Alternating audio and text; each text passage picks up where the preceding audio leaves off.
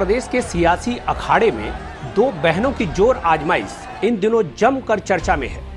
झगड़ा सियासी भी है और पारिवारिक भी, इसलिए लोगों की दिलचस्पी और बढ़ती जा रही है।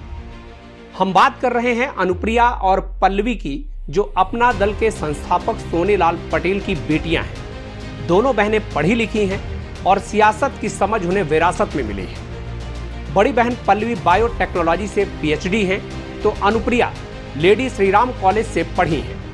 पिता के गुजरने के बाद दोनों बहनों के बीच वर्चस्व की लड़ाई शुरू हुई, जो आज सड़क पर उतर आई है और लोगों के बीच चर्चा का विषय बनी हुई है।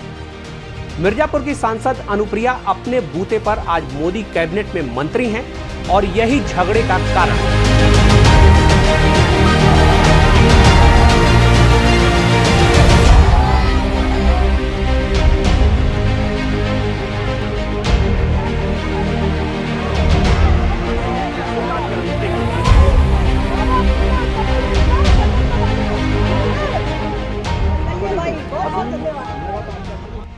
अनुप्रिया के लगातार बढ़ते कद से उनकी मां कृष्णा पटेल और बड़ी बहन पल्लवी को अपना कद छोटा लगने लगा है।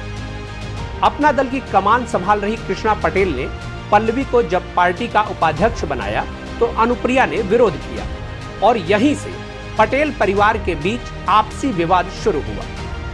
पारिवारिक झगड़े में पार्टी टूट गई। अनुप्रिया ने अपना दल सोनकर और मां कृष्णा ने अपना दल कमेरावादी के नाम से अलग अलग पार्टियां बना ली। इतना ही नहीं, इस बार चुनाव में कृष्णा ने समाजवादी पार्टी से गठबंधन कर बड़ी बेटी पल्लवी को कौशाम्बी जिले की सिराथू विधानसभा से मैदान में उतारा है, और वो भी किसी छोटे मोटे प्रत्याशी के खिलाफ नहीं, बल्कि उत्तर प्रदेश के उप मुख्यमंत्री केशव प्रसाद मौर्य के सामने। पिछड़ों के बीच जनाधार खो रही भाजपा ने केशव को उतारकर पिछड़ा कार्ड खेला था और उनकी जीत को आसान माना जा रहा था। लेकिन पल्लवी के मैदान में आने के बाद अब केशव मौर्य की मुश्किलें बढ़ गई हैं। पल्लवी ने अपने चुनावी अभियान में कमेरा वर्सेस लुटेरा का नैरेटिव देकर भाजपा को हिला कर रख दिया है। तो हम सब की इस देश और प्रदेश के खजाने में हिस्सेदारी बराबर की क्यों नहीं? ये सवाल आप पूछना चाहते हैं। इसलिए नहीं है क्योंकि ये लड़ाई 80 बनाम, ये लड़ाई कमेरा बनाम लुटेरा की है।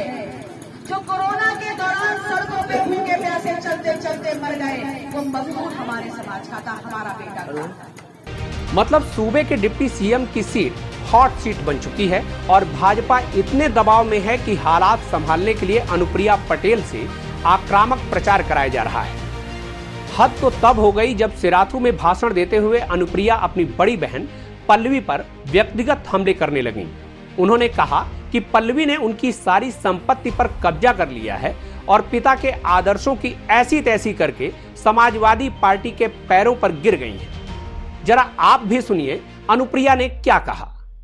की जब आपके बीच में आए तो आप उनसे सवाल पूछिए कि माता जी को कांग्रेस पार्टी के सिंबल पर चुनाव क्यों लड़वाया, अपनी छोटी बहन की संपत्ति पर उन्होंने कब्जा क्यों किया, अपने नाम पर वसीयत क्यों करवा ली और समाजवादी पार्टी के चुनाव निशान पर चुनाव क्यों लड़ रही है।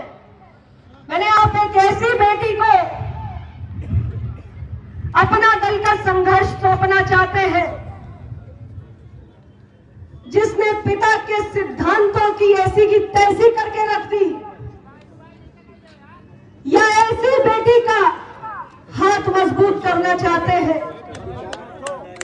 जिसने अपने पिता के शब्दों को, अपने पिता की विचारधारा को अपने जीवन का पहला और अंतिम संकल्प मानकर चलने का काम किया है। आज तक आपसे यह बात नहीं कही, आज मैं आपसे कह रही हूं कि 2014 में जब मैं सांसद बनी, मेरी बहन ने मेरे खिलाफ झूठा मुकदमा दर्ज करा दिया। मेरी बहन ने मेरे खिलाफ झूठा मुकदमा दर्ज करा दिया कि मेरी संसद सदस्यता रद्द हो जाए और उनको सांसद बनने का अवसर मिल जाए। मैंने कभी यह बात बाहर नहीं कही क्योंकि मैं नहीं चाहती थी कि मेरे परिवार के अंदर की उनकी इसकी प्रतिष्ठा के साथ कोई खिलवाड़ हो। मैं उस बात पर भी शांत रही, लेकिन मैं आज आपको बताना चाहती हूं कि एक बड़ी बहन का फर्ज होता है अपने छोटों का ख्याल रखना, अपने छोटों को स्नेह करना, अपने छोटों का मनोबल बढ़ाना। ये नहीं कि एक छोटी बहन की संपत्ति की अपने नाम वसीयत करा लो, एक छोटी बहन के खिलाफ झूठा मुकदमा करा दो।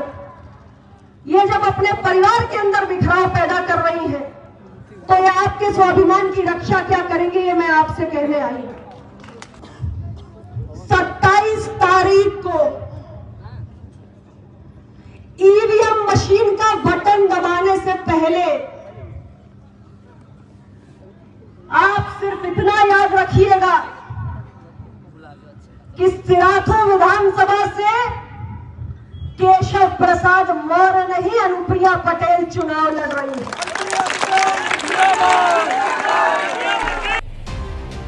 तो सियासी लड़ाई में जमीन जायदाद के झगड़े भी वोट बटोरने के लिए उपयोग में लाए जा रहे हैं। दोनों बहनों की लड़ाई पर सबकी निगाहें टिकी हुई हैं। पल्लवी अपने चुनावी कैंपेन में डॉक्टर अंबेडकर की मूर्ति का इस्तेमाल करती हैं, तो अनुप्रिया सरदार पटेल की मूर्ति पर माल्यार्पण करती दिखाई देती हैं। पल्लवी बार बार उन्नाव, हाथरस, लखीमपुर और सोनभद्र की याद दिलाती हैं, लेकिन अनुप्रिया के पास इसका कोई जवाब नहीं है। वे विक्टिम कार्ड खेलकर केशव मौर्य के पक्ष में वोट मांग रही हैं।